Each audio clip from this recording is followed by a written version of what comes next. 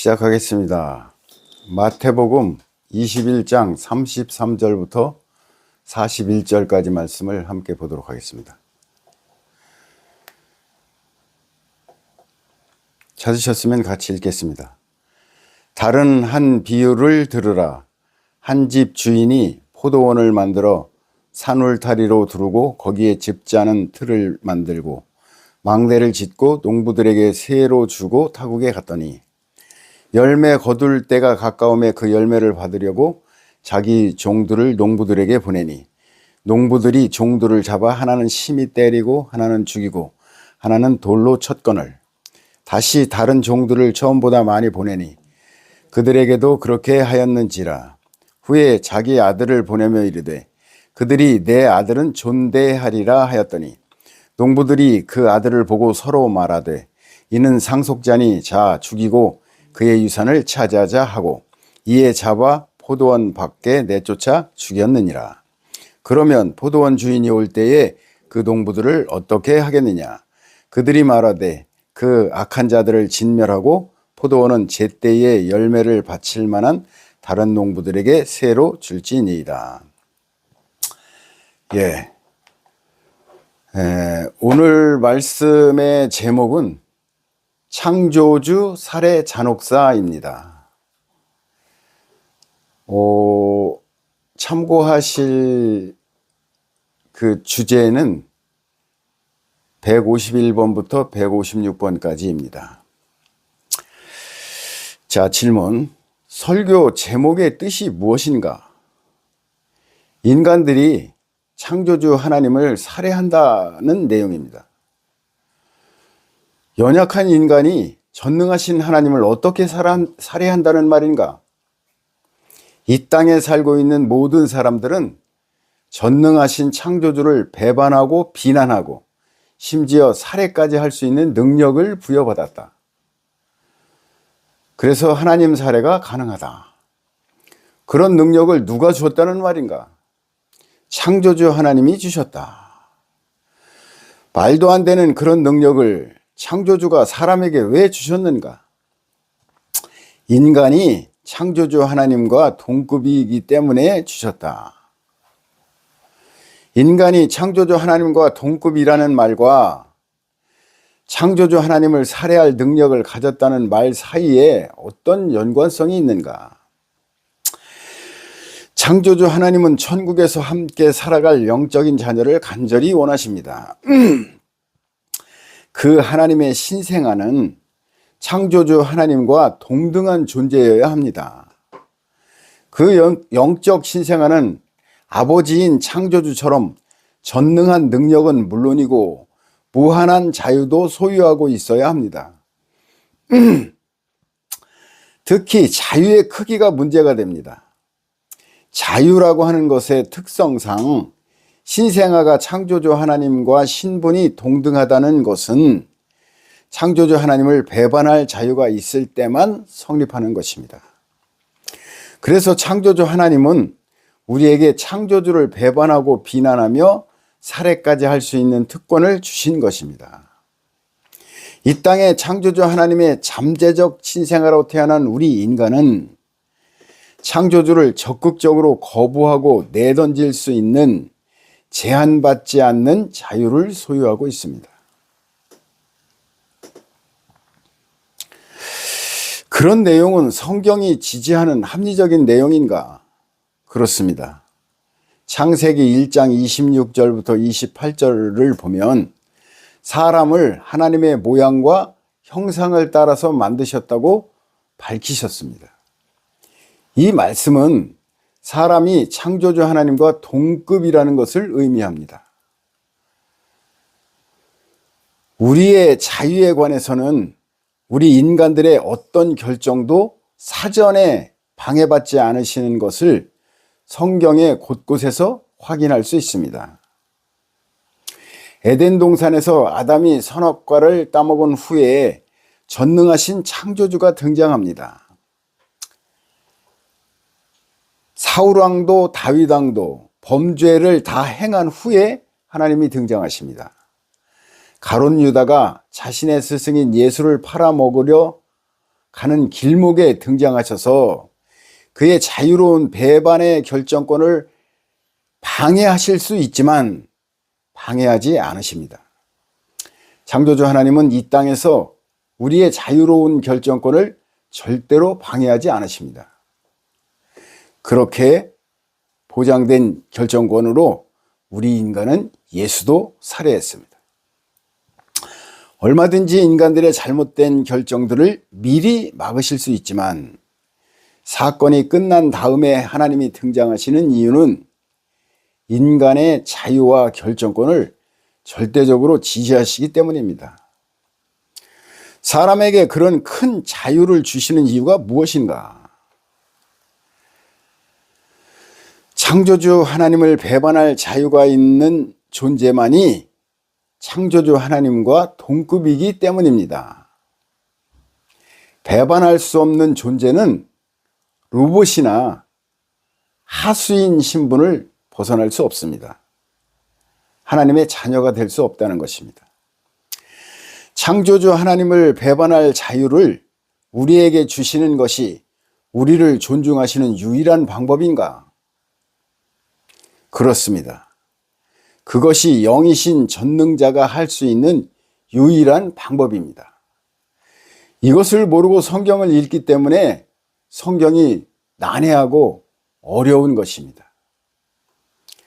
사람들이 어떻게 창조주 하나님을 죽인다는 말인가? 오늘 읽은 포도원 농부들이 주인의 아들을 죽이는 것처럼 바리새인들과 사두개인들이 예수님을 죽였습니다. 이들이 주님을 죽이는 이유는 성경에 대한 관점이 달랐기 때문입니다. 안식일과 계명과 제사 문제 등에 관한 관점이 서로 달랐습니다. 그들의 관점이 왜 달랐던 것인가? 성경을 과학적인 관점으로 읽지 않아서 창조주 하나님의 참뜻을 찾지 못했기 때문입니다. 성경을 과학적으로 읽는 것과 비과학적으로 읽는 것은 어떤 차이가 발생하는가? 앞에서 살펴본 것처럼 성경을 과학적으로 읽는 것은 창조주 하나님의 뜻대로 읽는 것입니다. 그러나 성경을 비과학적으로 읽는다는 것은 주관적으로 해석한다는 뜻입니다. 성경을 독자 마음대로 편집하며 해석하니 인본주의적인 해석을 하게 되는 것입니다. 인본주의적인 해석이 왜 문제가 되는가? 성경은 저자이신 창조주 하나님의 뜻을 깨닫고 받아들이기 위해서 읽어야 합니다. 이런 기본적인 원칙에서 이탈했으니 잘못된 것입니다. 이런 잘못이 결국 사탄의 뜻을 지지하는 결과를 만들게 되니 큰 문제가 되는 것입니다. 왜 비과학적 성경 읽기가 사탄을 지지하는가? 비과학적 성경 읽기는 인본주의적 성경 읽기고, 인본주의는 이 땅에 지상 낙원을 건설하자는 주장이니 사탄의 주장과 일치하는 것입니다. 지상 낙원을 건설하자는 휴머니즘이 왜 문제가 되는가? 창조주 하나님의 창조 목적을 벗어나기 때문에 문제가 되는 것입니다. 창조주 하나님의 창조 목적은 무엇인가? 하나님의 나라인 천국에서 함께 살아갈 하나님의 자녀, 하나님의 신생아를 출산하시는 것입니다. 지상 낙원과 천국을 함께 추구할 수는 없는가? 함께 갈 수 없습니다. 천국을 추구하는 사람들은 지상 낙원을 멀리하고 지상 낙원을 추구하는 사람들은 천국을 배격합니다. 천국을 배격할 뿐만 아니라 창조주 하나님도 배격합니다. 사람이 가야 할 길은 무엇인가? 사람은 지능이 높고 도구를 사용할 수 있는 뛰어난 동물이 아닙니다. 사람은 천국을 향해 세팅된 천상의 존재입니다. 근원적인 등급이 동물이나 천사 레벨이 아니라 창조주 하나님 레벨입니다. 그리고 이 땅은 창조주 하나님과 동급인 하나님의 자녀 또는 천국의 신생아를 부화시키기 위한 인큐베이터 역할을 하는 곳입니다. 그러므로 사람은 창조주 하나님의 천국을 향해 살아가야 할 존재입니다. 그런데 왜 사람들은 창조주 하나님을 배척하는가? 인간이 가진 무한한 자유가 창조주 하나님께 속박되는 것을 거부합니다. 그리고 인간은 본능적으로 지상 낙원을 추구합니다. 에덴 동산에서 선악과를 따먹은 것이 바로 그 지상 낙원을 추구한다는 그런 샘플이 되는 것입니다. 심지어 성경까지 지상 낙원의 도구로 활용을 합니다. 성경을 지상 낙원을 위한 선동 도구로 활용하는 것이죠. 여기서 강한 충돌이 발생합니다. 인간이 하나님과 대립하면 상대가 되는가? 인간과 하나님이 어떻게 대립을 하고 어떻게 싸움을 할 수 있느냐, 말도 안 된다라고 생각하겠지만 이 땅에서 인간은 창조주 하나님과 충분히 상대가 됩니다. 맞수가 됩니다. 아니, 심지어 인간이 하나님을 이기고 살해하기도 합니다.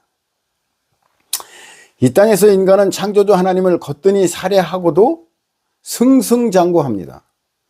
심지어 기독교인들도 창조주 하나님을 당당히 살해합니다. 인간들이 뭘 모르고 실수로 하나님을 살해하는 것은 아닌가? 아닙니다. 의도적으로 분명하게 창조주 하나님을 향해 총칼을 휘둘러 살해하고 있습니다. 지금도 사람들은 창조주를 배격합니다. 인류의 역사는 창조주 살해의 역사입니다.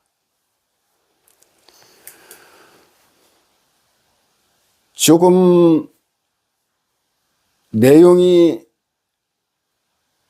무시무시한 것이지만 말도 안 되는 것 같다고 생각할지 모르지만 지금 성경을 과학적으로 읽는 것과 비과학적으로 읽는 그 차이점으로 인해서 성경을 비과학적으로 읽는 사람들이 성경을 자의적으로 해석해서 하나님의 뜻과 멀어지고 하나님의 뜻과 멀어지는 것을 지적하는 사람들을 선지자들이나 또는 예수님이나 이런 분들이 성경을 잘못 읽고 있다고 지적했을 때 사람들이 그것을 받아들이지 않고 지적하는 선지자나 예수님마저 살해해버리고 말았습니다. 인간이 한번 잘못된 길로 들어서면 절대로 잘못된 것을 고치지 않습니다. 회개하지 않습니다. 그래서 오히려 하나님까지, 창조주까지 살해하는 그런 상황이 지금 되고 말았습니다. 돌이키지 않습니다. 사람들 회개하지 않습니다. 바꾸지 않습니다. 성경을 과학적으로 읽느냐, 비과학적으로 읽느냐, 이것의 차이는 이렇게 창조주 하나님을 살해하느냐, 창조주 하나님을 섬기고 하나님을 받아들이느냐, 이런 지대한 차이로 벌어지는 것입니다. 창조주 하나님을 살해하지 않으려면 우리는 성경을 꼭 과학적으로 읽어야 되겠습니다. 말씀을 마치겠습니다. 박수 한번 치겠습니다. 시작!